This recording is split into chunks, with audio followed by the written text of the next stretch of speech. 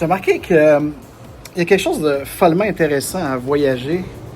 Ça ouvre pas juste l'esprit et votre cœur, mais il y a aussi le côté de la raison, il y a aussi le côté de la tête, des choses logiques qu'on se rend compte en voyageant. À quel point, là d'où on vient, c'est pas logique. Dans mon cas, je viens du Canada, dans le Québec, à Montréal. Et je suis pas un extrémiste, là. Il n'y a pas de noir ou blanc. Tout est gris. Il y a du bon et du mauvais partout, dans tout. J'aime encore ma Montréal. C'est une belle ville quand même. Écoute, on est chanceux, on a une montagne en plein milieu de la ville. On a plein d'espaces verts. Tu sais, il n'y a pas une grande... Il n'y a pas grande ville au monde avec lesquelles on peut dire qu'il y a autant de verdure. Tu sais, il y a une belle faune à Montréal. C'est pas trop imposant parce qu'il y a des règlements qui empêchent justement les skyscrapers, les trop, tout ça, tu sais. J'ai dit la faune, c'est la flore que je voulais dire. C'est une belle flore. Parce que la faune, a beaucoup changé depuis surtout 2015-16. Avant ça, c'était encore le fun. Mais là, je trouve qu'il y a un problème de civisme de plus en plus grandissant. Par contre, je ne pointerai pas juste ça sur l'immigration. C'est sûr qu'il y a un facteur d'intégration qui n'aide pas. Mais je dirais que on n'avait pas besoin, en tant que Montréalais, surtout là, pour le reste du Québec, ça peut varier. Mais tu sais, le Canadien français moyen, qu'il soit à Montréal ou hors Montréal, il n'y a pas besoin d'un surplus d'immigration pour se manquer de civisme et se manquer de respect. Ça, on l'a toujours constaté. Puis après ça, on avait les vrais Montréalais, des fois, quand on passait des carrés dans l'West Island, surtout ceux qui conduisent, ils trouvaient que les anglophones et surtout les allophones, ils conduisaient mal ou ils ne savaient pas trop. Et là, ça fait juste empirer et empirer avec justement ce flot migratoire non intégré qui se produit de plus en plus avec des gens qui pensent que c'est comme dans mon bloc, ils peuvent chier dans la douche. Ben oui, c'est un blog expérimental sur Fredo Lounge Experience. Fredo ici, en vivo de Punta Nizuc en Cancun, Quintana Roo, Mexico. Et puis, ce qui m'a fait penser à ça, c'est une discussion avec une de mes cousines sur des breuvages accessibles dans les OXXO. Les OXXO, vous voyez ça comme un couche-tard. C'est dépanneurs 24 heures qui vendent plein de choses. Alors, Coca-Cola au Mexique. Et je vais juste voir. Ouais. Celui-là, il est fait au Mexique. Fait que c'est Coca-Cola Mexico DS qui fait ça sous l'autorisation de Coke et de Jack Daniel. Donc, un Jack and Coke qui est très bon d'ailleurs. Hein. Il est même... Je trouve qu'il est mieux dosé que certains barmaids peuvent vous faire, ceux qui aiment le Jack and Coke. Évidemment, c'est un breuvage de mon oncle canadien, tout le monde sait ça. Fait qu'on dirait qu'ils ont sorti ça pour les Canadiens qui viennent à Cancun puis à Acapulco. Mais ça m'a fait quand même réaliser que quand j'en veux au Canada, il faut que je fasse de quoi d'illégal. C'est-à-dire que je passe les lignes de l'Ontario, je m'en vais en Ontario, la province voisine, pour en acheter au LCBO parce que la SAQ... Et puis là, OK, en contexte, là, je vous fais cette vidéo-là le 24 août 2026. Il y a une guerre commerciale et tarifaire avec les États-Unis et le Canada. Et puis le Canada, une de ses réponses, c'est de dire on n'aura pas de liqueur, états-unienne dans nos commissions de liqueurs. Mais je vous garantis qu'à la SAQ au Québec, il n'y en a jamais eu. Puis de toute façon, c'est un produit mexicain sous autorisation des deux compagnies américaines. Donc, le Tennessee Whiskey Jack Daniel Authorization Brand et puis le Coca-Cola Company Atlanta Authorization Brand. Eco en Mexico par la Embotelena de Botella Mexico DS Vias. OK. Fait que dans notre libre-échange de CUSMA, justement, il savait que ça ne se passe pas. Puis à la SAQ, il en a fait là, elle m'a montré tantôt ma cousine une canette plus longue. Ça, c'est du 350 ml qu'on vend ici dans les dépanneurs, les OXXO, l'équivalent d'un couche-tard, l'équivalent d'un Circle Key. Mais la LCBO vendait effectivement des canettes plus grandes, ça je m'en souviens, qui goûtaient un petit peu moins fort. Ici, ça coûte vraiment, ils disent 5% d'alcool, mais je peux vous dire une chose, je vais en prendre une gorgée devant vous. Ça goûte le Jack en tabarnak. Moi, je peux te dire une affaire. Ah oui, ça sent l'épice du Jack Daniel, le Honey Brown No. 7. Anyways. Mais là, je me suis... Vous savez que j'ai été ici, moi, ça fait 30 ans que je viens ici de façon régulière. Si je fais 3 voyages par année, il y en a au moins un, des fois 2 que je suis ici, dans ma petite casita, dans un des condos. Là, j'ai pris celui de la famille Amiot. Merci d'ailleurs, M. Amiot. Et non, c'est pas un Canadien français, c'est un Américain de Cincinnati.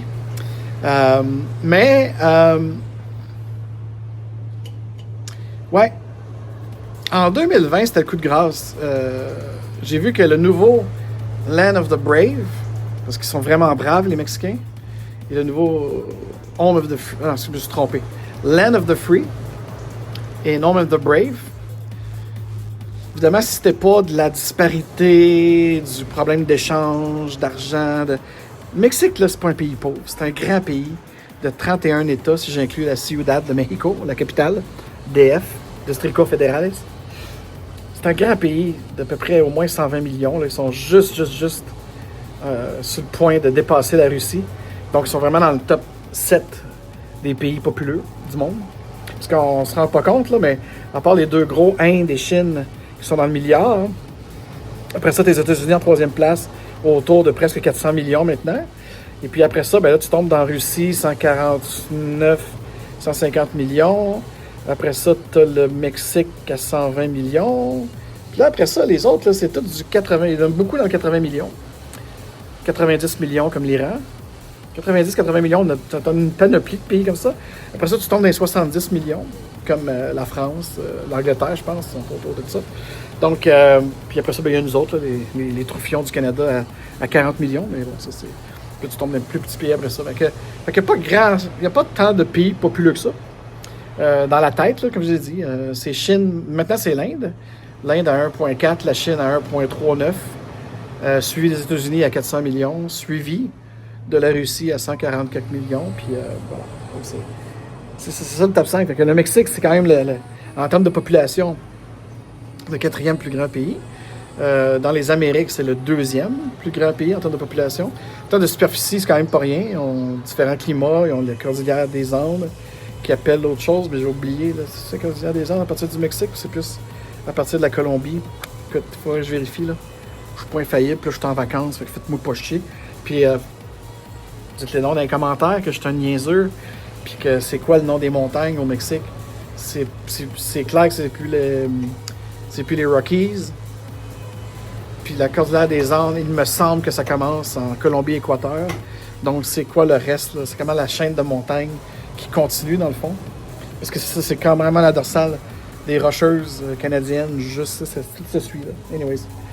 C'est comme quand on change le nom des rues à Montréal, tu sais. Van Horn, qui devient Rosemont, puis l'autre bord, elle devient, je sais plus quel nom, dans la ville de Mont-Royal. Là. Anyways.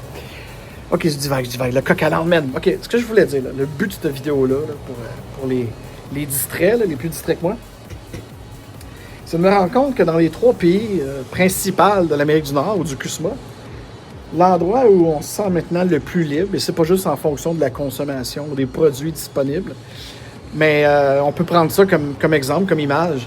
Quand tu rentres dans un OXXO, comme j'ai dit, le OXXO, là, vous voyez un couche-tard, puis vous rentrez là-dedans, c'est la même shit. C'est une chaîne à travers le pays, dans les 31 États. Et puis vous avez, au lieu d'avoir un comptoir à sandwich puis un muffin, ben, c'est des tacos puis des burritos. Puis tu peux te faire du café, tu peux te faire de la sludge. La même chose qu'au Québec. Tu peux avoir des sims cellulaires. Puis tout. En tout cas, c'est un vrai dépanneur. Des fois, ils ont du gaz, des fois, ils n'ont pas de gaz. Et puis, tu as une panoplie de choix. C'est fou le choix que tu as. Puis ils vendent de l'alcool, les autres. Tu peux t'acheter une bouteille de Jack Daniel, tu peux t'acheter une bouteille de tequila. Il y a bien juste au Québec qu'on a une commission des liqueurs là, au Canada. C'est ridicule. Mais ici, c'est le libre marché. Tu peux vendre ce que tu veux. C'est pour ça que moi, je suis content que Bimbo, une boulangerie mexicaine, a acheté Vachon et les pains pommes. Fait que j'ai juste hâte qu'on commence à avoir leurs gâteaux toxiques au Canada. Ils sont bons, leurs gâteaux. Ils font des bons. Puis je vais aller voir demain, au vrai centre-ville, s'il a commencé à y avoir des Vachons ici. Parce que s'il commence à avoir des Vachons ici, ça veut dire que il va commencer, tu sais, un Joe Louis au Mexique, là, ça serait drôle en Christ. Il y a quand même les biscuits Leclerc au Mexique, oui. Tu vas dans l'épicerie Soriana ou Chedraui. Tu as une section ethnique, puis dans la section ethnique, tu as des produits canadiens-français. Notre bon sirop d'érable Bertrand, il est ici. Les biscuits Leclerc, puis j'en passe, là.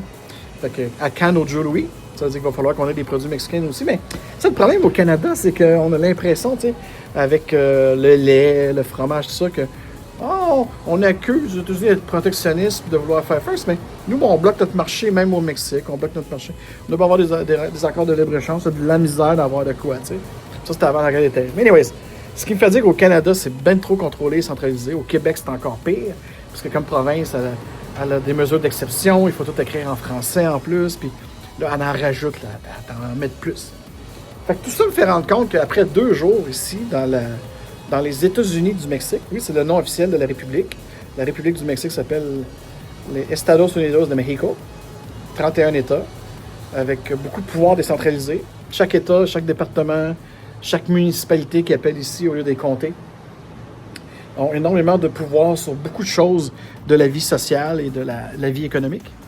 Ce qui n'est pas le cas, comme vous le savez, au Canada. Et puis ce qui est un petit peu plus le cas aux États-Unis. Puis, tu sais, je me rends compte que c'est ça, c'était pas compliqué de passer les douanes. C'était pas compliqué, bon, des petites affaires de ce que j'appelle la mafia du taxi ici, là, qui empêche encore les Uber ont le droit de venir. Et même que j'avais une promotion sur Uber, j'ai jamais été capable de prendre. Parce que, bon, tu sais, mais c'est un contrôle privé, c'est pas le gouvernement. Le gouvernement, lui, il dit qu'on peut le faire, mais là, évidemment, tu sais, si mon Uber serait venu au Terminal 3, il se serait fait péter la gueule encore en 2026. C'est ça qui est vraiment chiant. Fait que là, faut que tu te déplaces ailleurs pour le prendre. Fait que finalement, j'ai appelé un privé que je connais, là. Fait que ça m'a coûté plus cher. Mais qu'est-ce que tu veux, c'est comme ça. Fait que, tu sais, comme j'ai dit tantôt, il n'y a pas de blanc ou noir. Tu sais, il y a des bonnes choses et des mauvaises choses dans nos 3 pays, dans tous nos États et nos provinces. Par contre, moi, de plus en plus, je veux aller là où, si tu fais un tableau là, avec les plus et les moins, là, puis ce que tu es capable de tolérer là, comme être humain, là, comme être vivant, faisant son expérience spirituelle et corporelle ici, ben j'aime bien la devise de Nomade Capitalist, qui est un autre groupe que je suis beaucoup. Eux, en anglais, ils disent « Go where you're treated best », donc « Va où tu seras traité le mieux ».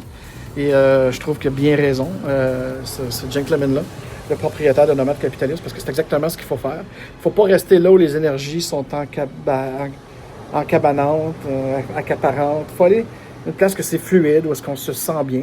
Et ça, c'est personnel, c'est un choix personnel, c'est comme un goût. Si t'aimes pas le cilantro, ben écœure pas le monde à interdire le cilantro pour tout le monde. T'sais. Moi, c'est toujours ça, le combat, je trouve, dans la vie de cette dimension-ci. C'est le vivre et laisser vivre, on semble l'avoir oublié.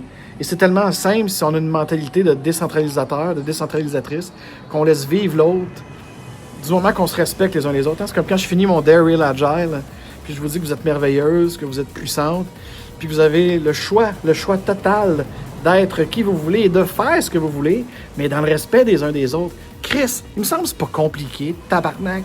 Mais non, on fait pas ça. Mais ici, tu sais, quand je vais aux États-Unis, je suis allé à Austin l'autre jour, puis le monde, il dit, de quoi tu t'inquiètes, là? Non, just do you, tu sais. Sois toi-même, fais juste, tu sais, sois, là, existe. T'as pas ça au Québec. Au Québec, tu te sens scrutiné, t'as pas de safe space. Enfin, ils créent des safe space, mais encore une fois, c'est pour imposer une majorité de marde centralisée, des idées centralisatrices, des idées dominantes. Tu sais, je vous dis pas qu'il n'y a pas ça aux États-Unis. Il y en a aux États-Unis. Aux États-Unis, c'est le parfait microcosme ou macrocosme de tout ce qu'il y a sur la planète puis dans l'univers. Là. Ça, c'est clair. C'est un melting pot. Mais au Canada, je trouve que ça s'en est de plus en plus homogène, mais dans le mauvais côté de l'homogénéisation.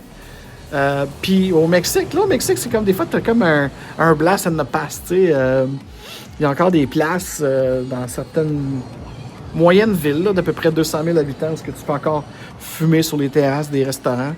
Tu as un blast in the past en termes de liberté puis de vivre et laisser vivre. Tu as accès à tous les produits que tu peux trouver aux États-Unis. Les chaînes de restaurants sont toutes ici. Puis en plus, tu as les choses mexicaines. Mais, encore une fois, tu n'as pas grand-chose canadienne. Fait que c'est comme si le Canada, le Québec, l'Ontario, la Colombie-Britannique, on n'est pas capable de se vendre, d'exporter nos produits, nos affaires. C'est comme, je trouve ça hallucinant, tu sais. Puis le pire, c'est qu'il y en a qui aimeraient ça, là. Tu sais, comme moi, pendant la pandémie, quand j'avais trouvé les biscuits Leclerc, j'étais content. Puis c'était pas tellement plus cher qu'au Québec. Pour un Mexicain, c'est sûr que c'était cher. 340 pesos, c'est l'équivalent de 2,49. Je sais qu'au Québec, ça a monté, là, les biscuits Leclerc, mais bon, tu sais, vous comprenez ce que je veux dire? C'est pas... je comprends pas pourquoi le monde se complique la vie avec l'anxiété. J'ai grandi avec une mère anxieuse, puis j'ai eu peur de devenir anxieux moi-même. Puis j'ai de la misère des fois à être en relation. Je parle pas juste des relations intimes, même amicales ou même professionnelles, avec des gens qui sont anxieux. Parce que les gens anxieux, surtout au niveau professionnel, ils vont cacher ça derrière une forme de perfectionnisme ou une forme de... Puis là, ils deviennent chiants, puis là, ils pensent qu'ils sont exigeants parce qu'ils amènent de la qualité, mais dans le fond, non. C'est parce qu'ils ont peur. Ils ont tellement peur qu'ils disruptent tout, qu'ils font du bruit partout. Et là, ça enlève le signal aux autres, puis ça crée des problèmes comportementaux, puis tout ça. Puis au niveau, quand tu es dans des relations amicales ou individuelles, ben c'est... Moi, ça m'essouffle, ça me gruge, ça me gruge le rognon, là. Je suis pas capable, fait que je me tiens loin de ces énergies-là. Puis je me rends compte qu'il y a beaucoup de monde qui sont de même. Puis on en a beaucoup dans nos politiciens, nos politiciennes, puis ça fait qu'on prend des mauvaises décisions qui sont pas tout le temps basées sur ce que je pense qu'il faut toujours faire, unir ces deux cerveaux, gauche et droite. Et une fois qu'on a uni ces deux cerveaux-là, hein, autant le côté créatif que le côté raisonnable, mais là, c'est aussi de l'unir avec son cœur. Oui, il faut un peu d'humanité, il faut un peu de sensibilité. Mais si tu fais l'extrême, aller juste dans la sensibilité ou juste dans le cerveau droit, je pense, le créatif, tu n'iras pas chier loin, là, tu sais, c'est ça, tu vas plaire à une couple de monde, puis c'est comme Fred dans les Handmaid's Tale, hein, il disait, tu sais, nous, on a fait la révolution, on savait bien que le changement, ce serait pas bon pour tout le monde. Ben non, c'est sûr, le changement de gouvernement, c'est pas bon pour tout le monde, tu sais, il y en a qui font des Tom Trump, il y en a qui auraient vomi si Poilievre avait gagné à la dernière élection, tu sais, mais par contre, ces mêmes gens-là, ils pensent que c'est pas normal si moi je fais de l'urticaire ou si je fais de l'anxiété métaboliste parce que Carney est en train de détruire le Canada avec ses politiques inflationnistes, avec ses politiques non alignées avec notre continent, notre hémisphère. Lui, il pense qu'il peut être l'Europe, tu sais, mais il a-tu manqué un cours de géographie quelque part dans la géoéconomie? Il connaît pas ça. Je sais pas, c'est ridicule. Et vu qu'on paye plus cher parce qu'on va faire venir notre stock de l'Asie et de l'Europe. Alors, je l'ai dit tantôt, on a le troisième pays le plus populeux, avec une force industrielle qui se réanime en ce moment. Parce que, qu'on ne l'aime pas, le bonhomme, avec son équipe, il est en train de réindustrialiser les États-Unis, puis pas à peu près. Puis, c'est pas de la bullshit, ça c'est vrai. Fait que, puis nous autres, on va se payer des bateaux qui viennent de l'Europe. Ça va nous coûter plus cher pour les mêmes produits. Ouais, puis les produits asiatiques, ça veut pas dire qu'ils sont de meilleure qualité, surtout si on tombe dans l'alimentaire. Fait que anyways, tout ça pour dire que j'ai beau être dans une zone hybride ici, c'est-à-dire qu'à Punta Nizuc, c'est un peu la banlieue de la zone hôtelière, fait que c'est un petit peu moins touristique. C'est un petit peu plus Pueblos, sort of. Mais puis, on sait bien que le Quintana Roo comme État, c'est un État un peu fake par rapport à l'État voisin qui est le Yucatan, dont le Quintana Roo faisait partie pendant longtemps, avant que l'indépendance du Yucatan fasse en sorte qu'on l'a partitionné, comme par hasard, hein, les techniques de partition pour empêcher l'indépendance du Yucatan, qui aurait bien voulu faire comme le Guatemala puis devenir un pays lui-même. Donc on lui a coupé l'accès à la mer en créant Quintana Roo, avec Cancun et Tulum, des stations balnéaires complètement fake, complètement artificielles. Mais moi, je suis capable de voir le bon en allant dans le Pueblos de ces régions-là.